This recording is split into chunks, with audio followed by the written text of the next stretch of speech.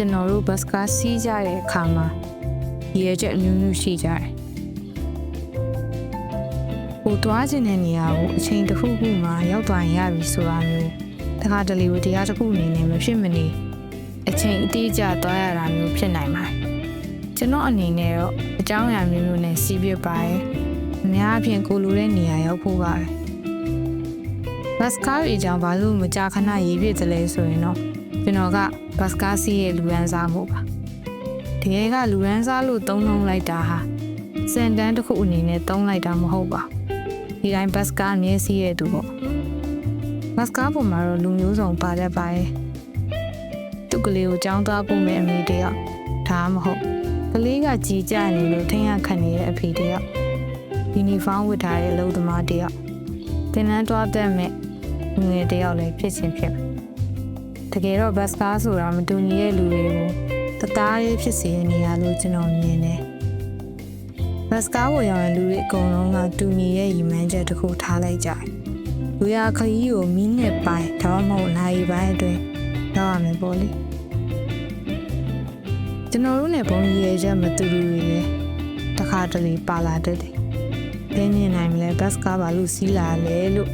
လူတွေကိုလိုက်မေးလို့မမရဘူး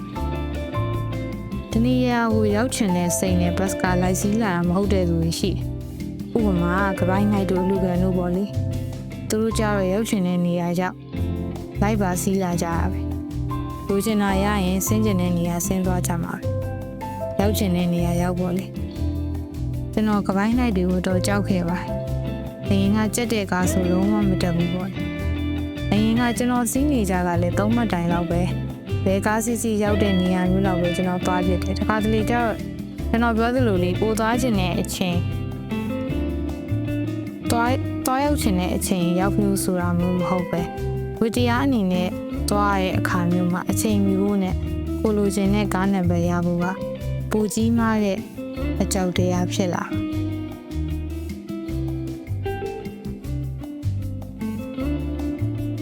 အဲ့ဒီရပိုင်းတွေမှာဒီလမ်းပေါ်မှာကားလမ်းပိတ်နေတာဆက်တိုက်ပဲဖြစ်နေကြအတိုင်းပိတ်နေကြအတိုင်းပိတ်တာမဟုတ်ပဲကားလမ်းတစ်ခုလုံးပိတ်ချတာလို့ဘတ်စကားတွေရောရှိသမျှရှင်တွေအကုန်လုံးသွားနေကြလမ်းကြောင်းအတိုင်းမဟုတ်ပဲကိုယ်ပတ်သွားနေကြရတယ်ပထမနေ့ကတော့ကားလမ်းပိတ်ထားရဲဆိုတော့ဘတ်စကားပေါ်ရောက်မှကားဆရာလမ်းကြောင်းပြောင်းမှတီးလိုက်ရတာမျိုးအဲ့ဒီနေ့မှာတကယ်ပဲကျွန်တော်အလုံးနောက်ကျသွားပါတယ်နောက်ကျနေကြမဟုတ်တော့ကျွန်တော်တို့အပြည့်ရှိရဲ့စိတ်မျိုးဖြစ်လာတာပါပဲပထမနေ့ကပုံမှန်ချိန်တိုင်းထွက်ခဲ့ပြီးမြဲဒုတိယနေ့လည်းလမ်းပိတ်ထားရဲဆိုတော့ကျွန်တော်ကပုံမှန်ချိန်တိုင်းမဟုတ်ပဲပူစောပြီးထွက်လာခဲ့ပါတယ်ဒီလမ်းကဘတ်စကားတော်ရှားတယ်လို့ပြောလို့ရပါတယ်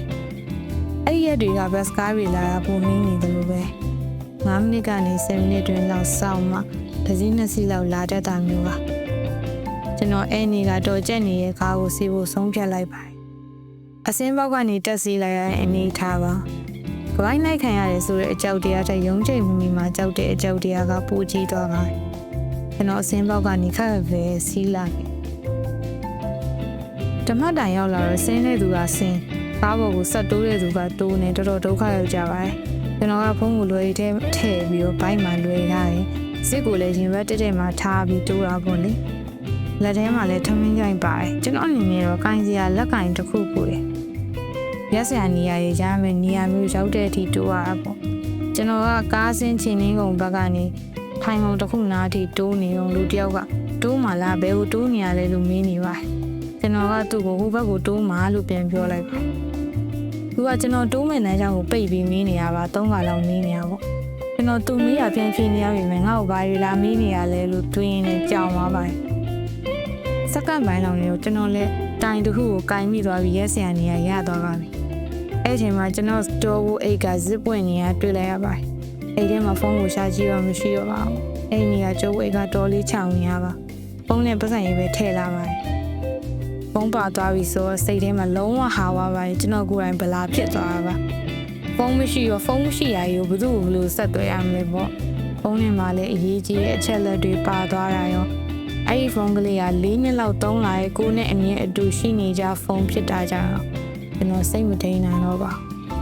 ကျော်ဝေးအလွတ်တလုံးကိုပိုက်ထမင်းကိုကိုင်းမှုမိရပါပဲ ဘတ်ကားပေါ်မှာဒီလိုမျိုးဖြစ်နေကြဖြစ်မှာပါကျွန်တော်တို့တော့ဒါကကြုံနေကြမဟုတ်တဲ့ဖြစ်ရစမ်းတစ်မျိုးပါပဲဦးကြီးစိတ်ရှိတဲ့သူတွေကတော့ကားပေါ်မှာဖုန်းလာတာတို့သူတို့တည့်ရဲ့နီလန်းတွေတို့ပြတာမျိုးလုပ်ကြပါတယ်ကျွန်တော်ကတော့ဖုန်းကိုပြန်အောင်စူးစမ်းလို့စိတ်မရှိတော့တာပါယူရတူကယူစားပြီးလူချင်းတဲ့စိတ်နဲ့ယူစားတာကိုပြန်တောင်းဖို့ဆိုတာကလည်းလွယ်ကိစ္စမဟုတ်တာကျွန်တော်တွေးမိပါတယ်အဲ့ဒီကအလွတ်မှတ်မိနေတဲ့အမိဖုန်းနံပါတ်ပါပဲကျွန်တော်ဘေးမှာရက်နေတဲ့အကိုတယောက်ကသူ့ဖုန်းကိုငှားပါတယ်အဲ့ဒီအကိုကလည်းဘယ်သူမှမသိပေမဲ့ကျေးဇူးတင်နေစေပါတကယ်တော့အဲ့ဒီအချိန်ကကားပေါ်မှာလေကျွန်တော်တယောက်တည်းအသက်ရှိနေတဲ့လူလိုခံစားနေမိအလုပ်လဲဆက်မသွားခြင်းဘာမှဆက်မလုပ်ချင်လောက်အောင်ပူလောင်နေပါတယ်ဟာရူကီမူရာကာမီရဲ့ The Elephant Vanishes တဲ့ကစင်ကြီးလို့အငွေ့ပြန်ပြောက်သွားချင်တာမျိုးပါလက်ဆလက်နာမကြံလူမသိသူမသိဘုံတရားပေါ်ကနေခုံချလိုက်တာဖြစ်အဲ့လိုတွေးမိနေရပါပြဿနာတိုင်းမှာအဖြေရှိရဆိုတာသိပေမဲ့ကျွန်တော်ကလောင်နေတဲ့အချိန်မျိုးမှာတကယ်ကိုအဆုံးစွန်လောင်နေတတ်တဲ့သူမျိုးပါပဲကျွန်တော်အဲ့ဒီနေ့ကရုံးကိုလည်းကြောင်းအောင်သွားခဲ့ပါတယ်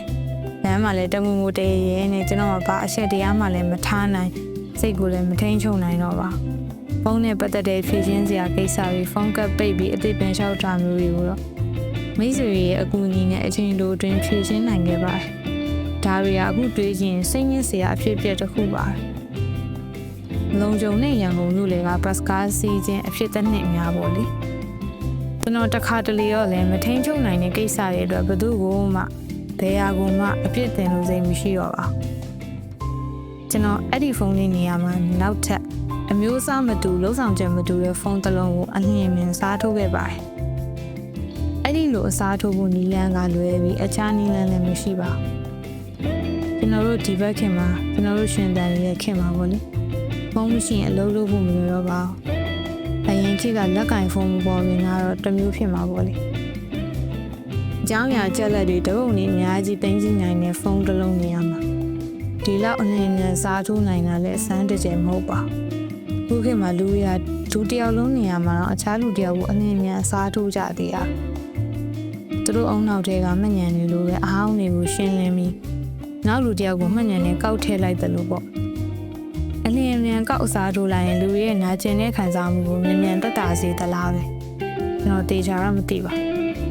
ကျွန်တော်ဖုန်းဟောင်းလေးနေရာမှာဖုန်းအစ်စ်ကိုမြန်မြန်အစားထိုးလိုက်လို့သိသက်တာရတယ်လို့ရှိပေမဲ့ကျွန်တော်နားထောင်နေကြ playlist တွေကမှတ်မိတဲ့သချင်းတွေကိုရောမှတ်မိတဲ့သချင်းတွေကိုသတိရနေအောင်မယ်အခါတလေ YouTube မှာ TikTok ရောက်ရဲ့သချင်းကိုတွေ့ဒါငါရင်တော့ဖုန်းဟောင်းနဲ့မှာ repeat လုပ်ပြီးနားထောင်ခဲ့တာပေါ့ဆိုပြီးပြန်တွေးမိတယ်တကယ်တော့အချို့အရာတွေကအရင်တိုင်းဆိုတာမရှိတော့အစားထိုးလို့ရတယ်ဆိုတာလေတကယ်တော့ထင်အောင်မှန်းမှုပဲတပုံစံနဲ့ပြန်ဖန်တီးဖို့ဆိုတာအိမ်မက်တာတာကျွန်တော်နောက်ပိုင်းဘတ်ကားစီးခဲမှန်ဘူးတဲ့စားတဲ့လူဖြစ်လာပြီ10စက္ကန့်အကြာတိုင်းဖုန်းနဲ့ပတ်စံအိတ်ကိုအမြဲဆန်းမိနေရောတယ်။အပိုင်းလိုက်ပေးတဲ့သင်ခန်းစာရသွားတယ်လို့ဆိုရမလားပဲ။တကယ်တော့ကားပေါ်မှာဖုန်းနဲ့ပတ်သက်ရင်သချင်းနားထောင်တာကလွဲပြီးကျန်တာဘာမှမလုပ်ဖြစ်ဘူး။ဖုန်းနဲ့လုပ်ရမယ့်အရေးကြီးကိစ္စမျိုးဥပမာရုပ်ရှင်ကြီးအစားဖတ်တာဂိမ်းဆိုတာတယောက်နဲ့စကားပြောတာလို့မဖြစ်မနေလို့စရာရှိနေဘူး။ဘတ်ကားစီးလို့ပဒင်းပေါက်ပေးမှာထိုင်စရာခုံရတာဖြစ်ပြီးမတည့်ရရတာမျိုးဖြစ်ပြီးကျွန်တော်ကတွေးနေစဉ်းစားနေလိုက်တာမျိုးပဲများပါတယ်ကျွန်တော်လည်းမဟုတ်ပဲဘာမှမလုပ်ပဲထိုင်စည်းလာတဲ့လူတချို့လည်းတွေးချင်တွေးနေမှာပေါ့အတင်းမတူတာမျိုးပဲရှိကျွန်တော်ကဘတ်ကားစီးနေတဲ့အချိန်ဆိုရင်အာယုံတွေပုံရိပ်တွေအတန်တွေတော်တော်များများအုံနောက်ကတိတိတတ်တာရောမတိမတာရောစုပ်ယူနေလေးရှိစုပ်ယူမှုအားကောင်းတဲ့အမျိုးသမီးလားစဉ်တုံးပစ္စည်းတစ်ခုလိုပေါ့ကြောက်လာသမျှရာသီသွေးတွေလိုမြင်သမျှကြားသမျှကိုစုပ်ယူနေမိတာမတိလိုက်ပဲရှန်ကျသွားတဲ့အာယုံတွေလည်းရှိနေပါလေဘတ်ကားပေါ်မှာအများကြီးအောက်တူဖြစ်เสียရများပါရဲ့အတန်တွေတိုးတိုက်မှုတွေအနံ့တက်တွေပေါ့ကားပေါ်တက်မဲ့ဆင်းမဲ့လူတွေကိုပတ်တန်တစ်ခုနဲ့တတ်မှတ်လိုက်လို့ရတယ်စေယုံကြီးမတိုင်မှာဆင်းနေသူတော်တော်များများကစေယုံမှာလာကူတဲ့လူနာတွေလူနာကောက်နေဆိုတာမျိုးဘူကျုပ်စင်းနာတိန်ကြီးစင်းနာဆိုရင်အထုပ်ဘူးတွေနဲ့တက်လာကြမှာပဲဆိုတာမျိုးကားပေါ်မှာအတန်တွေကိုလူများမခံနိုင်အောင်စိတ်ညစ်အောင်ထုတ်လို့နေကြသူတွေရှိ ကလေးတတိလေးပြီးပေါ့တစ်နှစ်သားလေးပြီးအမေလက်ထဲအဖေလက်ထဲမှာဘာကိုအလိုရှိမှမသိဘူးနေရာမျိုးပေါ့ငါတလီကိုမသိရဲ့ဘာသာစကားနဲ့တစ်ခုခုကိုရွတ်ဖတ်တရစိနေရာမျိုးလေးကြားဖို့ပဲတကယ်တော့သူယုံကြည်ရတစ်ခုခုကိုရွတ်နေရဖြစ်မှာလူကပြင်ပန်းလာတဲ့အချိန်စူညံတဲ့တစ်ခုကိုကြားရရင်စိတ်နှောက်ယှက်ဖြစ်ရတာပဲဆိုပေမဲ့ဘယ်သူကမှဘာမှမပြောပဲကိုမကြည်လင်ဘူးကိုကောင်းအောင်မြင်လာကြရပါဒတ်ကားဘောကနေမှတ်တိုင်ကလူတွေကိုလှမ်းကြည့်ရတိတ်ကိုလူသားဆန်တဲ့ကိစ္စလူတယောက်ကိုဒီတိုင်းလာကြည့်ရင်ငါ့ကိုဘာကြည့်ရလဲဘာဆက်စုရလဲလို့ဘူးကလန်တွေးမိမှာပဲဒတ်ကားဘောကနေကြည့်ရခရီးသွားဟန်လဲလူရဲ့ဘဝကိုဆက်စုဝင်ရသွားတယ်မှတ်တိုင်မှာအထုပ်ဘူးတွေနဲ့ထိုင်နေတဲ့လူတယောက်ရှိချင်းရှိကျောင်းသွားကျောင်းပြန်လုံနေကြသားမိတွေရှိချင်းရှိပခုံးဖတ်တာရဲ့စုံတဲတွေဒါမှမဟုတ်စကားပြောနေကြတဲ့တငယ်ချင်းအုပ်စုရှိချင်းရှိလောကကြီးကိုစိတ်ပြက်နေတဲ့လူတယောက်ဒါမှမဟုတ်လွဲရီတလုံးနဲ့ဘတ်စကားစောင့်နေတဲ့အဖိုးကိုတယောက်လဲရှိချင်းရှိမှာဘတ်စကားတွေနဲ့ဘတ်စကားမှတ်တိုင်တွေကလူသားအဆန်ဆုံးနေရာတွေပါပဲတနည်းအားဖြင့်ဆက်လက်ဆောင်ဆိုင်နေသူတွေနဲ့ဆက်လက်ထွက်ခွာလူသူတွေရဲ့အမှုမဲ့အမှတ်မဲ့ပုတ်တိုင်မှုတွေလည်းဖြစ်ပါတယ်ကျွန်တော်ကလည်းဆက်လက်စဉ်းစားတွေးတောလိုသူပဲဖြစ်ပါလေညနေ6နာရီဝန်းကျင်လောက်နေကုန်းခုံးကျော်တရားပေါ်ကဖြတ်သွားတယ်ကောင်းကင်ပေါ်မှာနေလုံးနေရဲရဲကိုအရွယ်စားကြီးမြင်ရတယ်ခိုက်တန်လေးကခဏပါဘတ်စကားကဒီနေရာကဖြတ်ရင်အလုံးစုံ10မိနစ်ပေါ့အဲ့လိုနေဝင်ချိန်ကိုပဲကျွန်တော်ကကြည်မြင်နေတယ်ကျွန်တော်တို့မှာစဉ်းစားစရာသာမရှိရင်လောကကြီးရဲ့အလားပါတွေကိုနက်နက်ရှိုင်ခံစားမိပါတကယ်တော့အလားတရားတွေကိုခံစားဖို့ဆိုတာအချိန်တည်တံ့ပေးစရာမလိုပဲပြတ်သွားဖြတ်လာခံစားမှုမျိုးက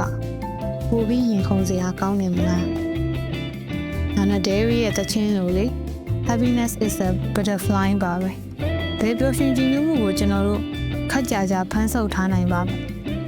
နေချင်းစရာမရှိရဲ့လောကကြီးမှာလမ်းကြုံရှူရှိုက်သွားရတဲ့အမျိုးအမည်မသိတဲ့တိုင်းရင်းသားတွေပဲဖြစ်မှာ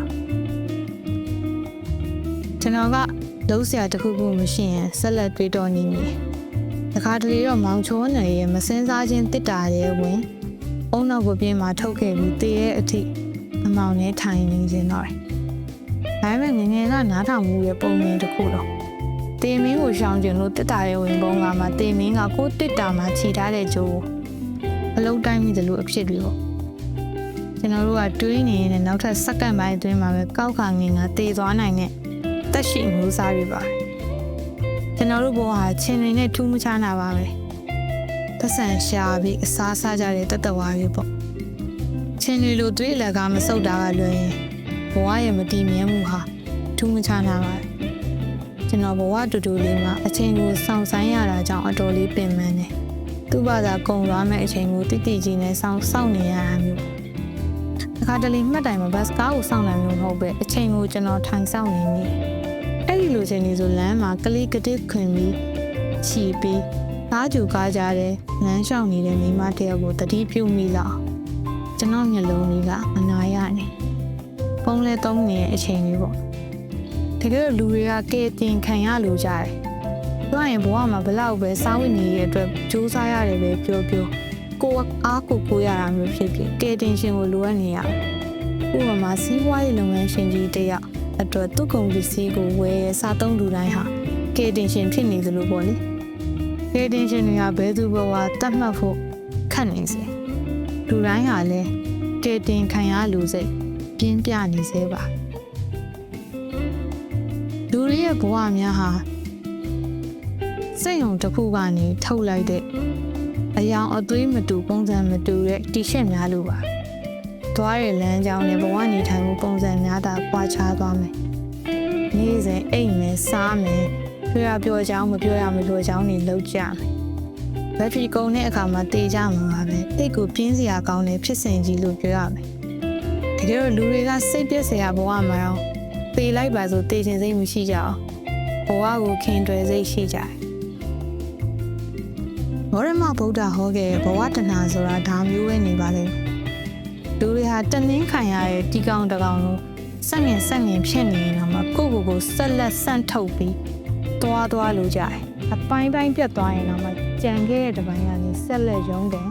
ကြီးထွားလာမျိုးပါလေဒါကတကယ်ကိုလူသားဆန်ပါတယ်